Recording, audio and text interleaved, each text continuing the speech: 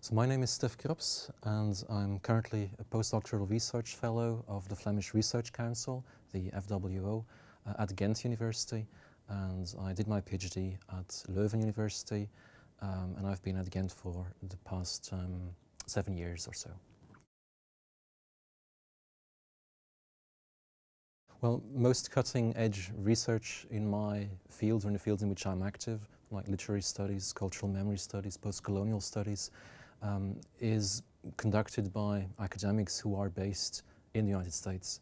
And I think one reason for that state of affairs is that the American academy tends to be more open to interdisciplinary research than its European, or at least its continental European counterpart.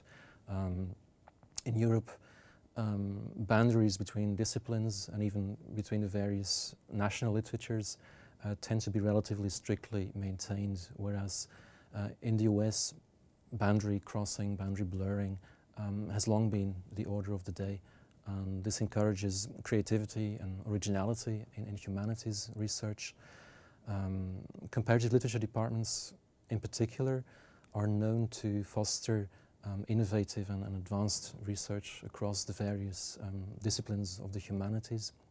So that's why an American comparative literature department seemed like an ideal environment in which to carry out the kind of research that I wanted to do, which is cross-regional, interdisciplinary in nature.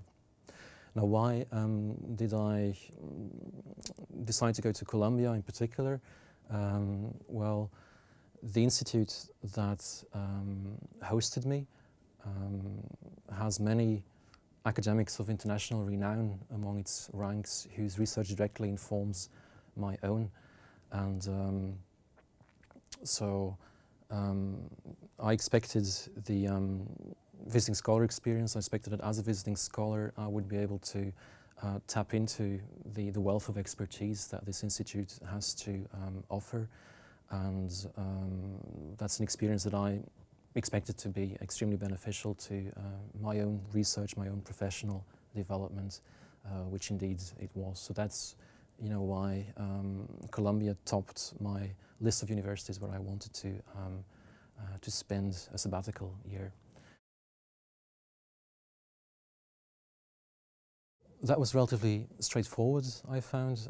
So I applied for visiting scholar status to the director of the institute that I've already mentioned, the Institute for Comparative Literature and Society at Columbia, whom I didn't know personally.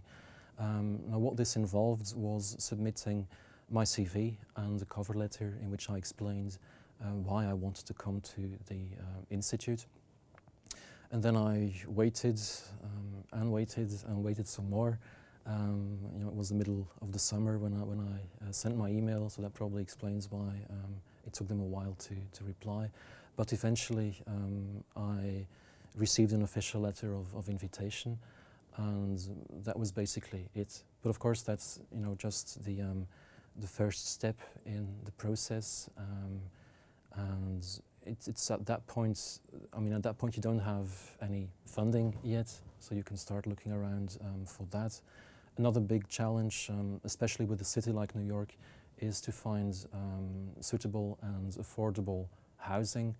And we were lucky in that department because a Fulbright alumnus and friend of mine who was a PhD student at Columbia at the time helped us to get Columbia housing, university housing. So we sublet an apartment from a Columbia professor, which was very nice and which was very close to campus, so in Morningside Heights.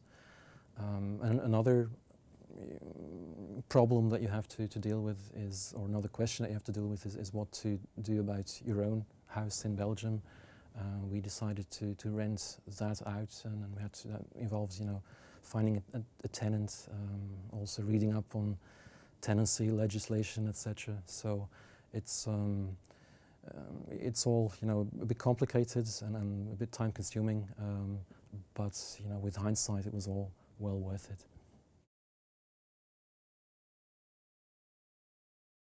One of the things that struck me is that Fulbright is a really strong brand, if I can put it like that. Of all the grants and scholarships, etc., that I've ever received, I don't think I've ever been congratulated as often and by as many different people, including non-academics, as I have been on this Fulbright grant. So that was quite striking, and I found it very amazing.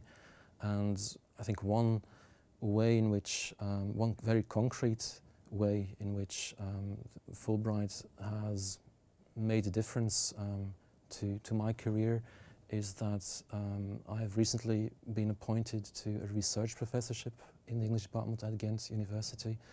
And you know, I don't think that would have happened if I hadn't been a Fulbright scholar at as prestigious university as Columbia. Het was een fantastische ervaring in elk opzicht.